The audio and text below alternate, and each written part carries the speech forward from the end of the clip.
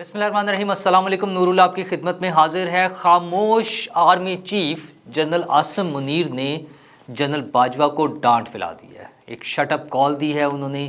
یہ کیا سٹوری ہے؟ لیکن کیا صرف یہ وارننگ یا ان کی کال کافی ہوگی، یا جنرل فیض کو بھی کوئی روکے گا؟ وہ کیا کچھ کرتے پھر رہے ہیں، وہ ان کا نیٹ ورک، وہ خود اور ان کا نیٹ ورک کس طرح سے سسٹم کے خلاف جا کر عمران خان صاحب کو سپورٹ کر رہا ہے۔ لیکن عمران خان صاحب کی سپورٹ کے راستے جو محدود ہو رہے ہیں، اس میں ان کی پریشانی اور ان کی جو مایوسی، وہ فرسٹریشن جو ہے وہ بڑھتی جا رہی ہے، ان کے لیے پریشانیاں بھی بڑھتی جا رہی ہیں۔ اور سب سے اہم چیز، ان کا جو سوشل میڈیا نیٹ ورک ہے وہ ایکسپوز ہوتا جا رہا ہے۔ وہ کون لوگ ہیں، اس میں امریکنز کا کیا کردار ہے، اس میں انڈینز کا کیا کردار ہے، یہ ساری باتیں کھلتی جا رہی ہیں اور بندے غائب ہوتے جا رہے ہیں۔ جیسے اظہر مشوانی غائب ہے۔ میں نے کل بھی آپ سے بات کی تھی کہ اظہر مشوانی کہاں ہے، ابھی نہیں پتہ چل رہا اظہر مشوانی کہاں ہے، لیکن وہ بتائیں گے خود پی ٹی آئی والے ہی، وہی بتائیں گے کہ اظہر مشوانی کہاں ہے۔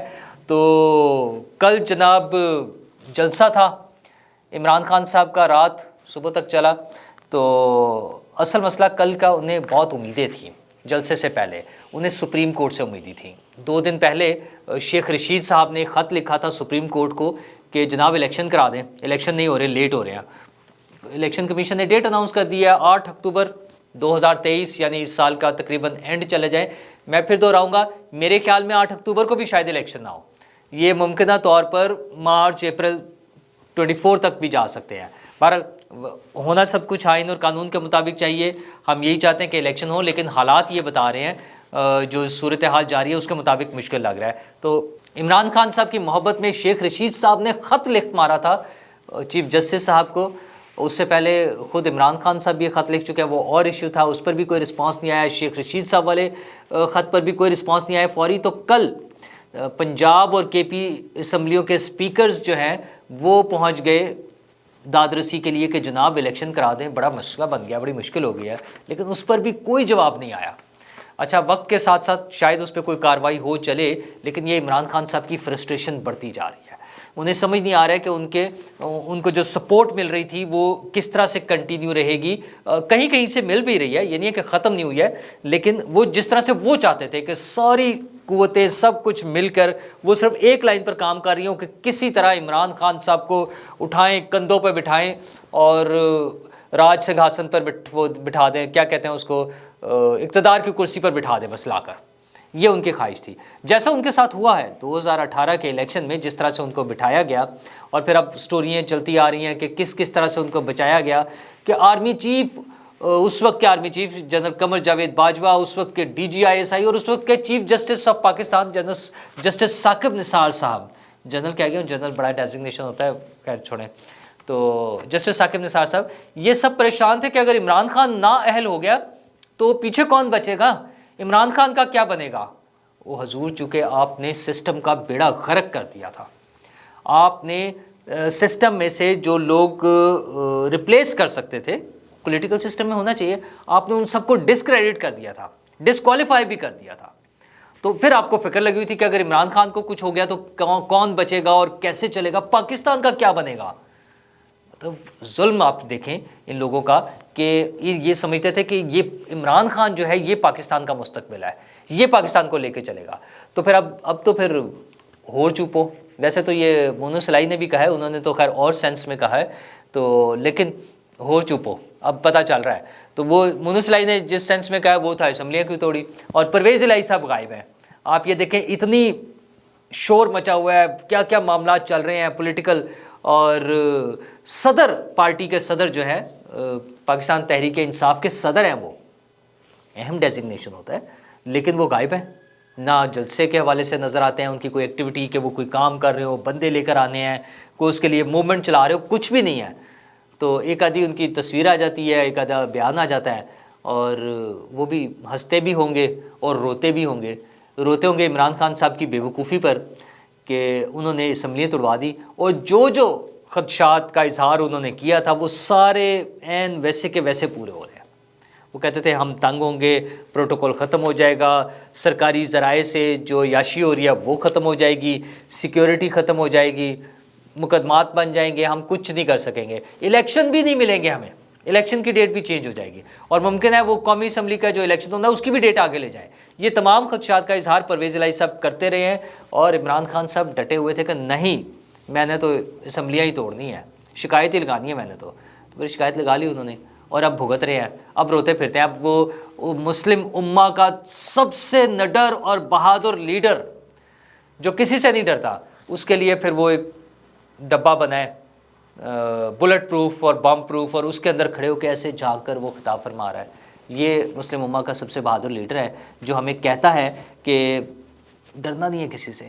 آپ نے جب کلمہ پڑھ لیا تو پھر کسی سے نہیں ڈرنا, اللہ کے ہاتھ میں ہے سب کچھ, اور میں تو کسی سے نہیں ڈرتا, زندگی موت اللہ کے ہاتھ میں ہے. اور پھر وہ اپنی شیلڈیں لے کر چلتا ہے, جب عدالت میں آتا ہے تو ایسے شیلڈوں میں چھپایا ہوتا ہے انہیں, اور ان کی بلٹ پروف گاڑی کو بم پروف بنا دیا گیا. اس کی تصویریں آ رہی ہیں, پتہ نہیں کیا کیا جنگلے لگا کے وہ ایک عجیب و غریب سی چیز بنا دی ہے وہ گاڑی. اور وہ کیبن تو آپ نے دیکھ ہی لیا ہے مینار پاکستان والا, تو اس میں بیٹھ کر انہوں نے لوگوں کو بتایا کہ ڈرنا نہیں ہے کسی سے. اس کیبن میں بیٹھ کر چھپ کر انہوں نے یہ بتایا. بہرحال ان کی فرسٹریشن کا عالم, یہ ساری چیزیں تو چل ہی رہی ہیں. یاسمین راشد صاحبہ کو بھی گالیاں پڑ گئی ہیں خان صاحب سے. ان کی ویسے تو کئی آڈیوز آ گئی اوپر نیچے, بریگیڈیئر اعجاز شاہ صاحب کے ساتھ تھی, پھر وہ 2-3 خواتین کے ساتھ تھی, پھر پتہ چلا وہ جنہوں نے ضلع شاہ کو مارا تھا یا جن سے ایکسیڈنٹ ہو گیا تھا ضلع شاہ کا, وہ کوئی جان بوجھ کے تو نہیں کیا تھا, اتفاقی حادثہ تھا, پی ٹی آئی کے لوگوں کی گاڑی سے ہٹ ہوئے تھے ضلع شاہ مرحوم. تو وہ ان کے ساتھ بھی محترمہ یاسمین راشد صاحبہ نے ڈیل کی تھی, اور بعد میں بیٹھ کے ٹی وی پر کہہ بھی دیا کہ ہاں مجھے پتا تھا تو میں کیوں بتاتی پھرتی, مطلب میری ذمہ داری نہیں تھی. ایک سے ایک بڑا بلنڈر, لیکن جو کلاسیکل بلنڈر تھا ان کا وہ تھا صدر پاکستان کو کال, جس میں انہوں نے یہ اعتراف کیا کہ ہمارے لوگ پیٹرول بم پھینک رہے ہیں پولیس پر اور رینجرز پر. کیا پکا کیس بنتا ہے زبردست قسم کا کہ ریاست کے خلاف بغاوت, ریاستی اداروں کے خلاف بغاوت, قانون نافذ کرنے والے اداروں پر حملہ, ان کی جان لینے کی کوشش. یاسمین راشد صاحبہ کی کال, صدر پاکستان کو کال, تو اس پر انہوں نے ڈانٹ پٹی. ڈانٹ چلے آسان لفظوں میں ڈانٹ کہہ لے, ویسے کہہ دیتے ہیں کہ گالاں پئیاں نے. تو وہ اس میں انہوں نے کھسیانی سی ہنسی ہنس کر کہا یاسمین راشد صاحبہ نے کہ مینوں کی پتا سی کہ صدر صاحب دا بھی فون جڑا ریکارڈ ہو رہا جے. تو پھر انہیں بتایا گیا کہ محترمہ صدر صاحب کا فون ریکارڈ نہیں ہو رہا سی, وہ آپ کا فون ریکارڈ ہو رہا سی. اور یہ سارے معاملات جب اس طرح سے کھل رہے ہیں, چیزیں سامنے آ رہی ہیں, تو عمران خان صاحب کے لیے پریشانی کا باعث بن رہے ہیں.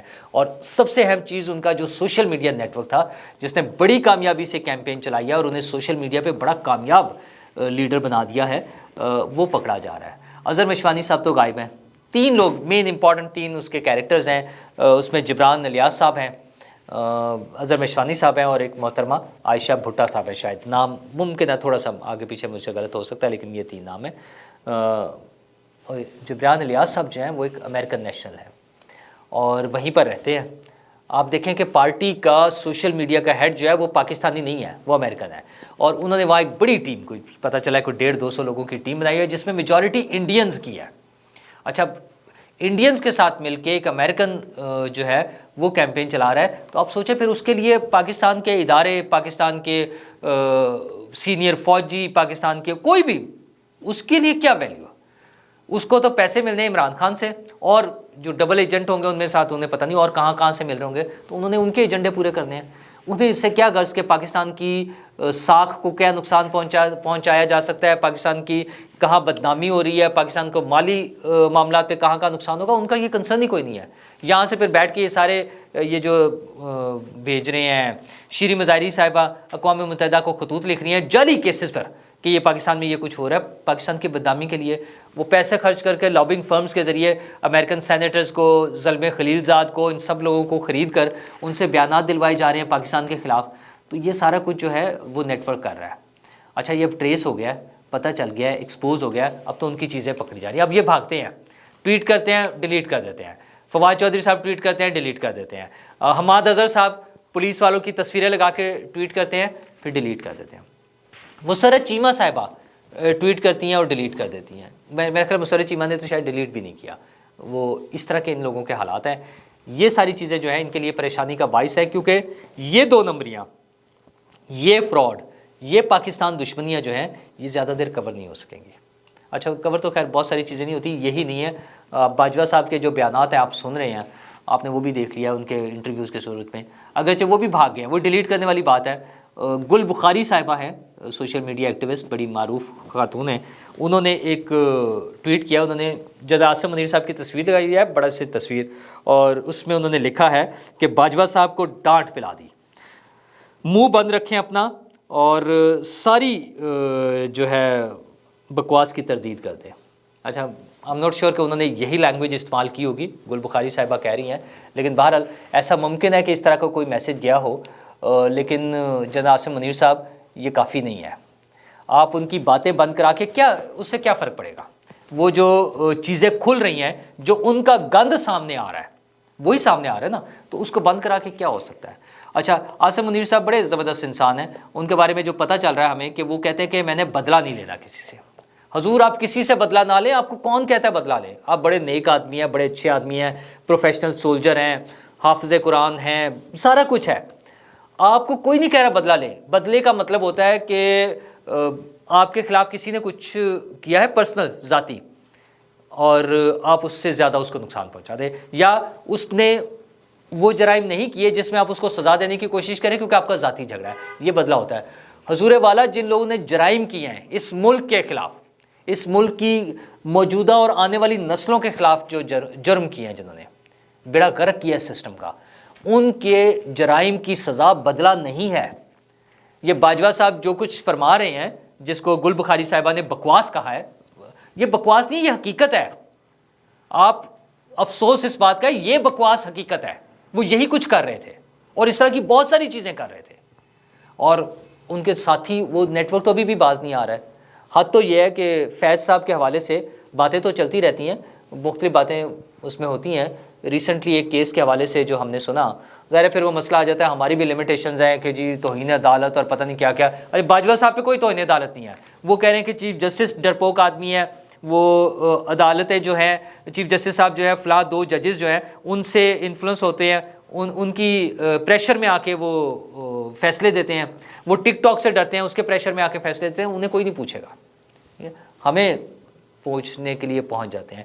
تو ایک کیس میں فیض صاحب کے ایک دوست جو کہ ایک بڑی پوسٹ پر بیٹھے ہوئے ہیں، فیض صاحب کے دوست تو ہیں نا، ویسے تو بہت سارے ہیں، چھوٹی بڑی ہر طرح کی پوسٹوں پر ان کے دوست ہیں، انہوں نے ان کو استعمال کیا، اور ان دوست کے ایک جج صاحب بڑے قریبی عزیز تھے، وہ ان کے پاس پہنچے اور یوں ٹک ٹک ٹک چٹکیوں میں خان صاحب کو ریلیف مل گیا۔ تو حضور یہ جو چیزیں ہو رہی ہیں، جو ہم تک بڑے چھوٹے لیول پر آ کے کہاں سے کہاں باتیں پہنچ جاتی ہیں، تو جنرل عاصم منیر صاحب تو بہت ٹاپ پر بیٹھے ہوئے نا، ان کے پاس تو ساری انفارمیشن چلی جاتی ہے۔ آئی ایم شیور، دیکھیں مجھے کوئی شک نہیں ہے کہ انٹرنل ہمارا سیٹ اپ جو ہے انفارمیشن کی حد تک زبردست ہوگا، وہ ان تک لازمی جاتی ہے۔ تو جناب اس سسٹم کو روکیں، اس نیٹ ورک کو روکیں، بالکل کوئی بدلہ نہ لیں، لیکن ایک احسان کر دیں اس قوم پر، جو جو مجرم ہے اس ملک کے، اس قوم کے، اس وطن کے، اس فوج کے، اس پارلیمنٹ کے، اس عدلیہ کے، اس سیاست کے، اس قانون کے، اس آئین کے، جتنے مجرم ہیں ان کو انصاف کے کٹہرے میں لا کے کھڑا کر دیں۔ یہ آپ کا سب سے بڑا احسان ہوگا۔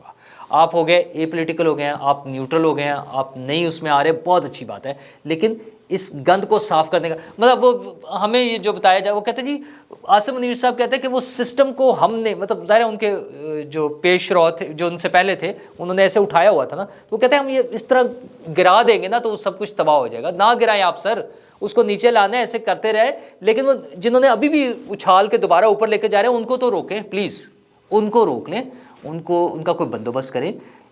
یہ 2 نمبری بند ہو جانی چاہیے۔ لیول پلینگ فیلڈ یہ ہے کہ جینون طریقے سے کام کرنے دیں۔ خان صاحب اپنے جلسے کریں، جو مرضی کریں، اپنے بیانات دیں، جیسے مرضی کرتے رہے، لیکن جہاں وہ لوگوں پر پیٹرول بم پھینک رہے ہو، پولیس والوں پر، رینجرز والوں پہ، ان کو پکڑنے کی ضرورت ہے۔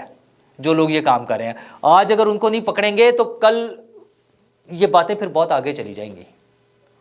یہ ایکسٹریمزم جو ہے، یہ ہم نے اس کی ہائٹ دیکھی ہوئی ہے۔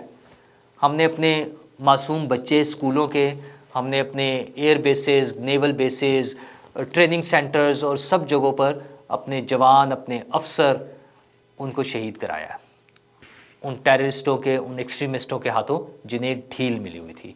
تو یہ جو ایکسٹریمزم ہے، یہ بھی الٹیمیٹلی نقصان دے گی، تو ہم اس نقصان پر جانے سے پہلے ہمیں ان کو روکنا ہے، کسی بھی طرح اس کو روک لیا جائے تو اسی میں سب کی بھلائی ہے۔ باقی خان صاحب کے جلد سے ان کی تقریریں اپنی جگہ چلتی رہیں گی۔